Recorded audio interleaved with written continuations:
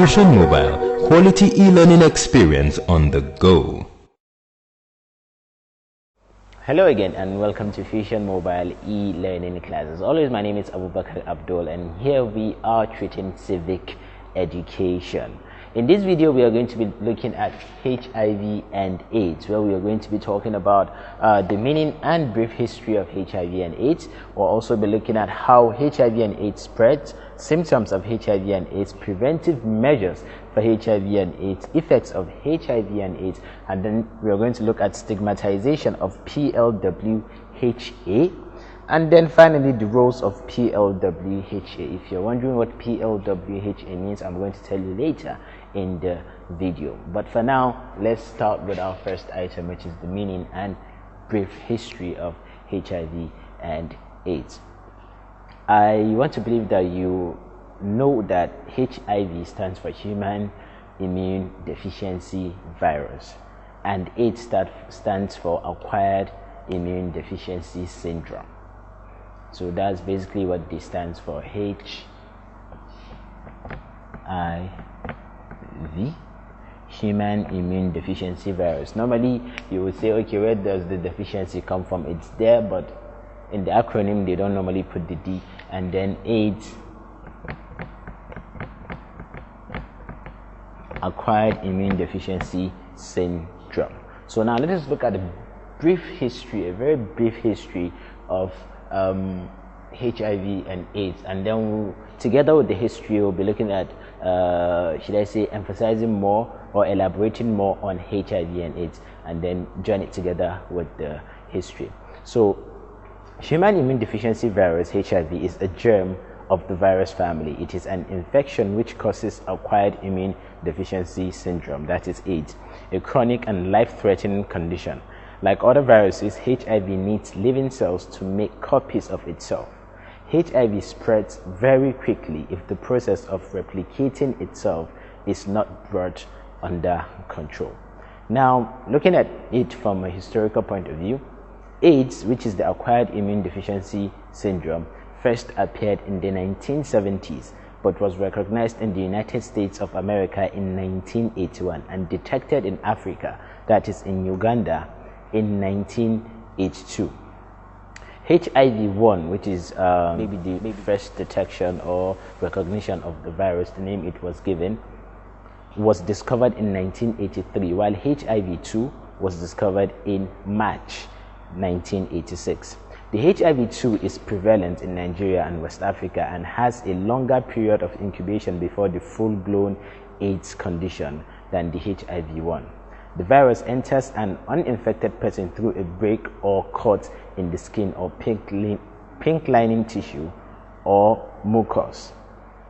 This is getting a little bit into our second topic here, which is how HIV and AIDS spreads. But then HIV is the human immunodeficiency virus. If you have HIV, you have an infection that damages your immune system over time and causes AIDS. AIDS stands for Acquired Immunodeficiency Syndrome. It is the final stage of an HIV infection when your immune system is damaged and too weak to fight off ordinary infections. When foreign invaders, such as bacteria and viruses, get into your body, they can cause infections. These events activate your body's defenses. The white blood cells of your immune system are part of your body's defenses. One type of white blood cell, called helper T lymphocytes or helper T cells, strengthen your immune system's response to infection in two ways. First, helper T cells release chemicals that attract other white blood cells to the site of the infection. These additional white blood cells attack the invading bacteria or virus, as well as other infected cells. Second, helper T cells release chemicals that cause other white blood cells to multiply. These new white blood cells create markers, called antibodies, which can identify the same foreign invader throughout your body. Antibodies attach to the bacteria or virus, marking them as targets for your immune system to destroy them.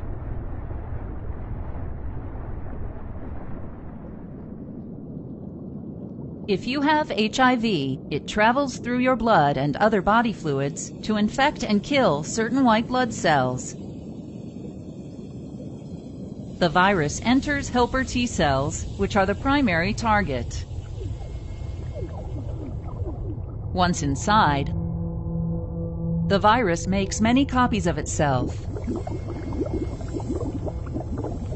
As these virus particles are made, they leave the damaged helper T cell to infect other cells. The T cell loses its ability to protect the body from the ongoing infection and dies. In this way, HIV spreads and kills more of your helper T cells, weakening your immune system. As a result, other types of infections are able to take advantage of your body's inability to defend itself. These infections are called opportunistic infections. If you have an HIV infection and one or more opportunistic infections, you have AIDS. Some of the common AIDS-related opportunistic infections are inflammation of the tissues covering your brain and spinal cord, called meningitis, inflammation of your brain, called encephalitis, respiratory illnesses, such as pneumonia and tuberculosis, intestinal illnesses, such as chronic diarrhea caused by infectious parasites, and cancers, such as Kaposi's sarcoma and non-Hodgkin lymphoma.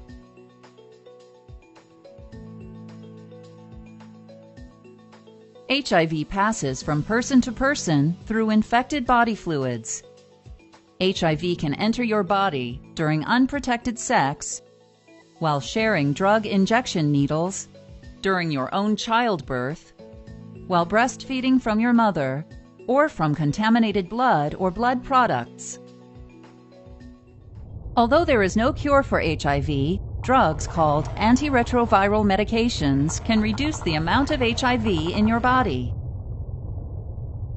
One class of antiretroviral medication, called entry or fusion inhibitors, disrupts the HIV infection process by preventing the virus from attaching to your cells.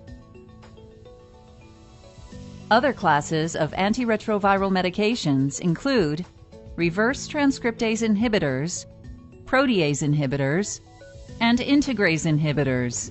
These drugs prevent the creation, assembly, and spread of new viruses. Your doctor may prescribe a combination of these drug classes known as highly active antiretroviral therapy, or HAART. Antiretroviral medication doesn't completely remove HIV from your body, but slows it down enough to enable your immune system to fight infections. Regular blood tests will let your doctor know how effective your antiretroviral medication is in controlling HIV. If the number of helper T cells is high enough in your blood sample, your medication is working. Treatments for the opportunistic infections of AIDS are medications specific for each type of infection.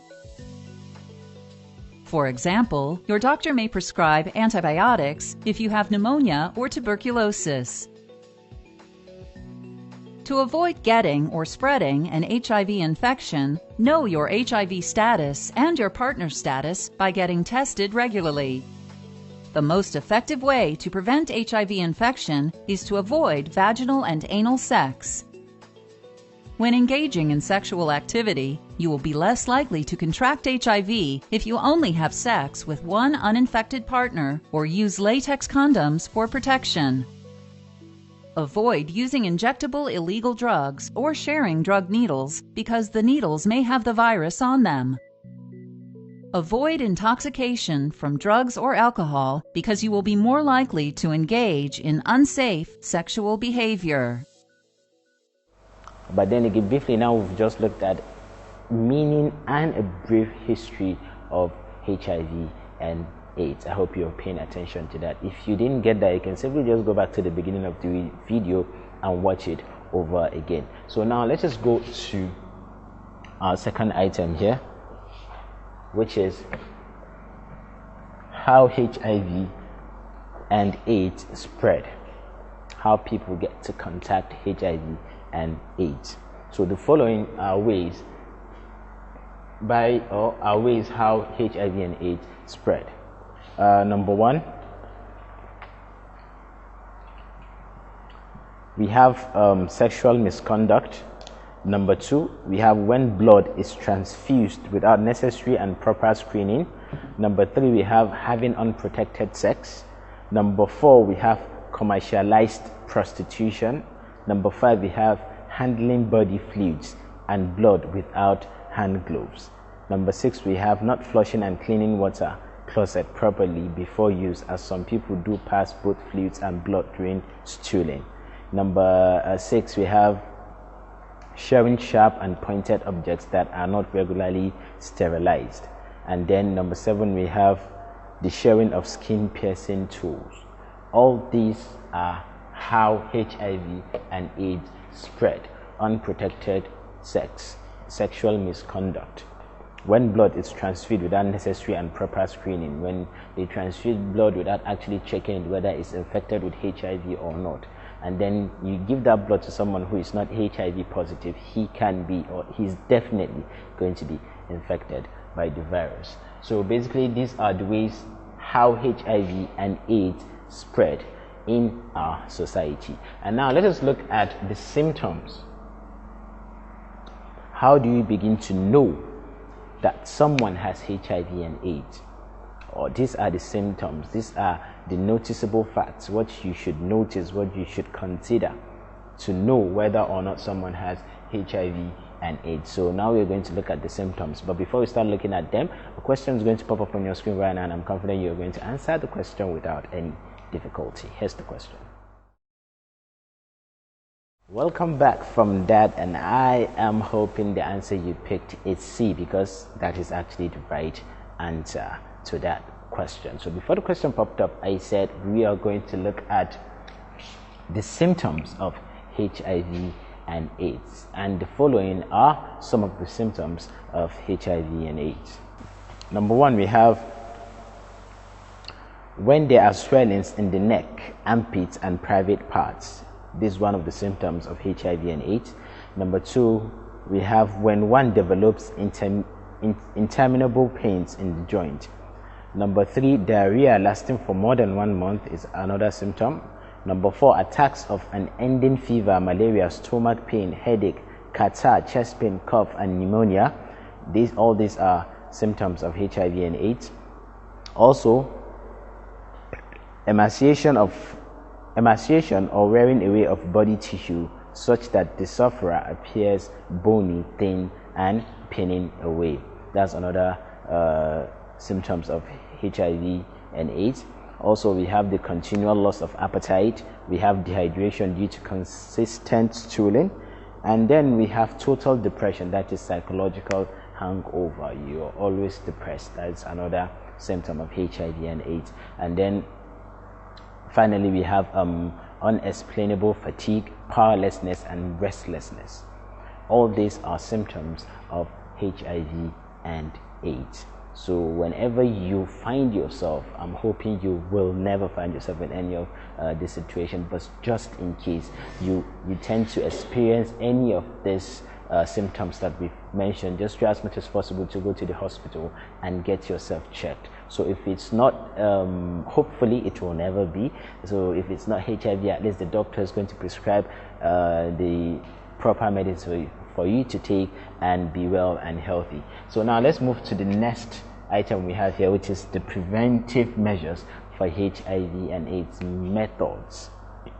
Preventive measures that we need to take to prevent getting contacted with HIV and AIDS, and the following are some of the measures that we should take. Number 1 is the use or practice of ABC. ABC is an acronym and it stands for abstinence. That is, the A stands for abstinence, the B stands for being faithful to one's partner, and the C stands for counting on condom. That is number 1, the use or practice of ABC. Number 2 is avoidance of indiscriminate sexual intercourse. Indiscriminate sexual intercourse is when you have more than one sexual partner at a time. You are faithful, you are having multiple sexual partners. That's what they mean by indiscriminate sexual intercourse. Number 3, individuals and medical personnel should insist on using fresh medical instruments like syringe during infusion. When they use a syringe on someone who is infected with HIV and they use that same syringe on someone who is not infected, chances are that the uninfected person is going to get infected, because these are not new tools. These tools have been used on people who have HIV and has been contaminated. So we should always insist whenever in the hospital that the tools that they are going to use on us, especially the syringe, is a new one. Number 4, we have thorough screening and certification of blood before transfusion. Before transfusing blood, before giving blood to someone, that blood must be tested. You must make sure, or we must insist that the doctors or whoever it is who is taking care of the transfusion must check that blood and ensure that that blood is clean, it's not infected with HIV and AIDS. Number 5, we have thorough screening of mothers before and during pregnancy. Some mothers who are infected with HIV do actually stand a chance of infecting their newborn baby with the virus. So these mothers, especially the pregnant ones, before they give birth, they should be thoroughly screened and checked.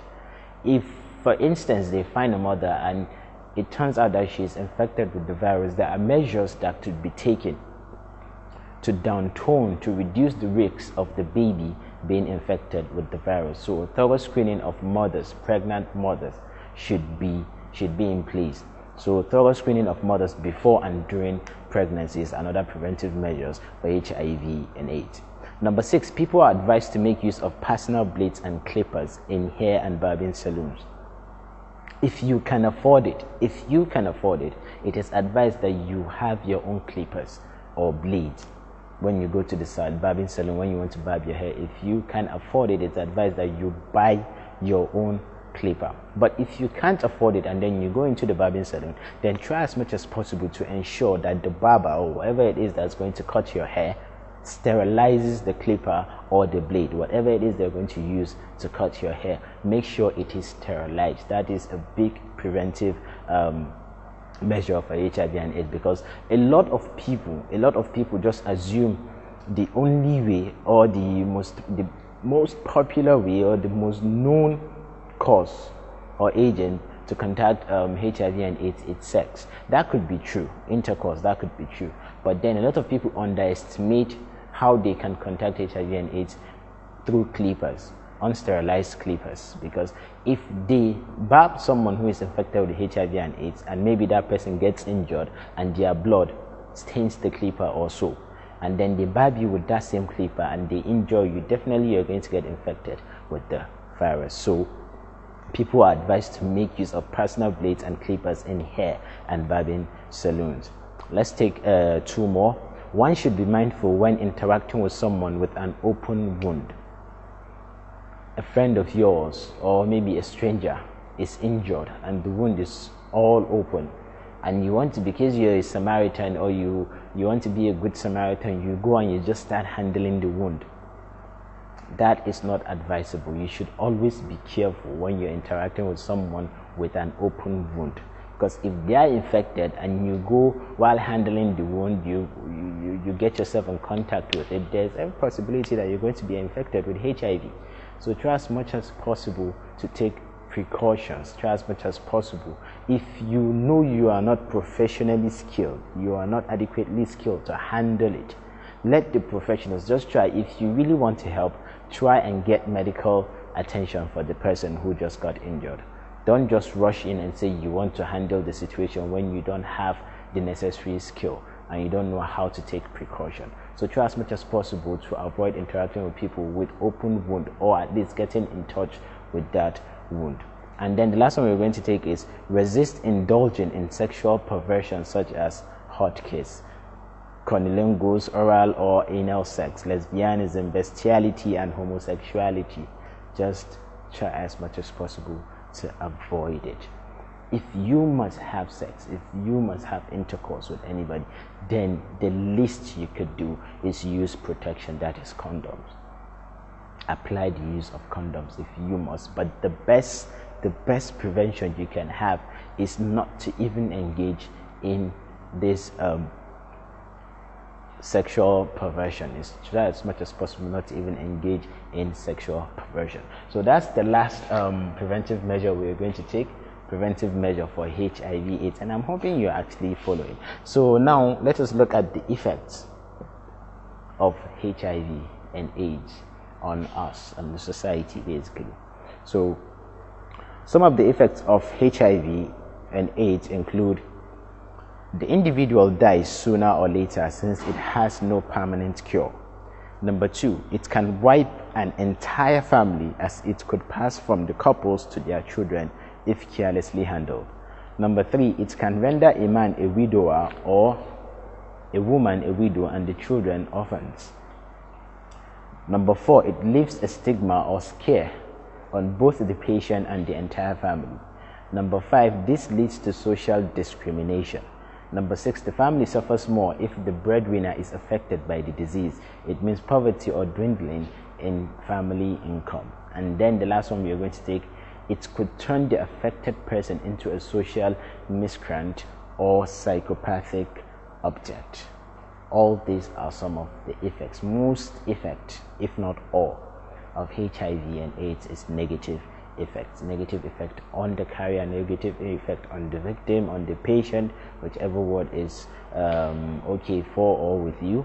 Negative effect on that person, negative effect on the people around him, and also these are some of the effects of HIV and AIDS. And now let's look at stigmatization of PLWHA. I did tell you earlier that later in the video I'm going to tell you what the meaning of PLWHA is.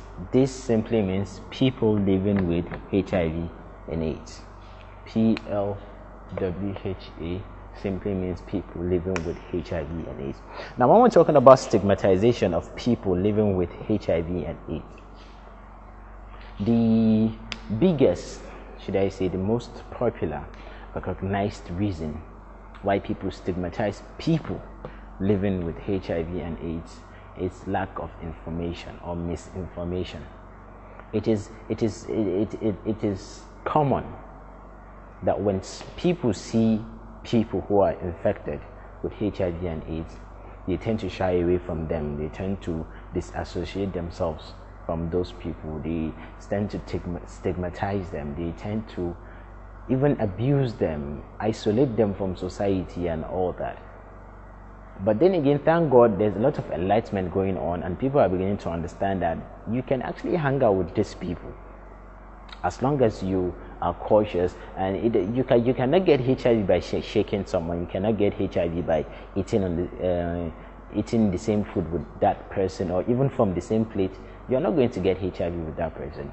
Even if a mosquito bites a HIV infected person, and that same mosquito comes and bites you, you're still not going to get HIV virus. You're not going to get infected with the virus. The only ways you're going to get infected with the virus are the ways we mentioned when we talked about how HIV and AIDS spread, and also if you do not follow the preventive measures that we mentioned earlier in the video. That's the only way you're going to contact HIV and AIDS. So stigmatizing people living with HIV and AIDS is wrong, because some of them, the reason why they got infected by the virus is not their intentional mistake. They made a mistake, but simply because they made a mistake does not mean that the society should just isolate them and abandon them. That is when they actually need the society's support and love. So people living with HIV and AIDS are basically people like me and you. They're just infected. That doesn't change anything. We should still shower them love and all. Now, this basically is like an organization. It's an organization that is meant to cater for the welfare of people living. Basically, the organization says it all. The name of the organization says it all. People living with HIV and AIDS. It's all about the people living with HIV and AIDS. Its members are people who are HIV positive. So what are the roles that this organization plays for people living with HIV and AIDS? And that is the last item we have and we're going to address in this video. What roles does PLWAH play for people living with HIV and AIDS? Now, number one is this. It brings people under this condition together to form an interest and pressure group. Number two, it gives an individual a soothing hope that he is not the only one under this condition, and this platform provides a new league or avenue of friendship, interaction, and peering. Number three, through this association, well-meaning person groups, philanthropists, and even governments gain easy access, helping, assisting, empowering, and re-educating HIV/AIDS patients. Number four, it provides a quick and easy interactive forum between the HIV seronegative persons and the suspecting public. Attention that could have eluded an individual patient is easily made feasible through the group efforts. And then number five, it also helps the government and faith-based organization in organizing seminars aimed at educating the masses towards developing a positive mind about people living with HIV and AIDS. And that last point, of course, when we said organizing seminars aimed at educating the masses towards developing a positive mind, we are now back to addressing the issue of stigmatization of people living with HIV and AIDS. Organizing seminars aimed at educating the masses towards developing a positive mind. A positive mind to see that these people who are infected with HIV and AIDS are not that much different. The only difference is that we are negative and they are positive with the virus. It doesn't make us more and make them less. We are all the same. It's just their situation is just unfortunate. And when we show love for them, when we show understanding, when we show them that, okay, we understand their pain, that will help them. That will help them a lot. So basically that's what we're going to cover in this video as regards to HIV and AIDS. And I am hoping you have learned a thing or two. I'm hoping you basically have learned everything I have said. As always, some questions are going to pop up on your screen right now, and I am confident that you're going to answer them without any difficulty. My name is still Abubakar Abdul. Till I see you in the next video. Bye bye for now.